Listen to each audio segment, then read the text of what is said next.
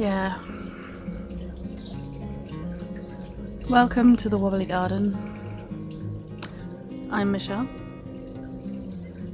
and I'm exhausted. I suffer from a condition called functional neurological disorder, which causes my brain to forget everything it learned when I was 3 years old. Especially under times of stress, and this is a time of stress. So what can you do in the garden when you're exhausted? So this is what happens when I get exhausted. I can't walk. I can't walk properly. My body thinks I'm on a boat, or it thinks, just wants to, feels like I'm on a boat, and like things happen. So I'm sorry if this video is cut up into smaller chunks. It's because I'm having a moment and I need to stop. So what I recommend is, if you're exhausted and you're desperate to do something in the garden, take a seat. There's a lot there's a lot you can do on a chair. I mean, okay, you get to see my sexy pink slippers. There they are. So we're by the pond.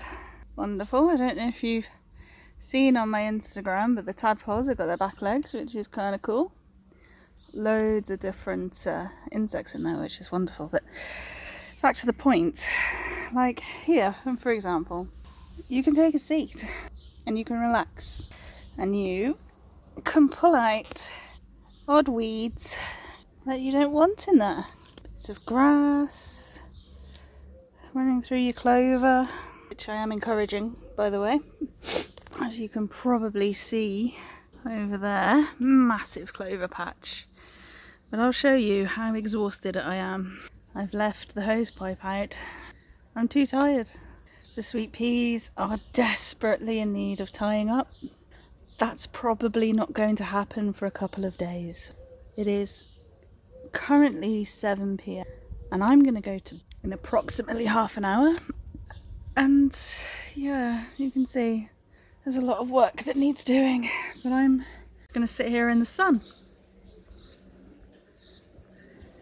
and try and just enjoy what I can see without looking for things to do.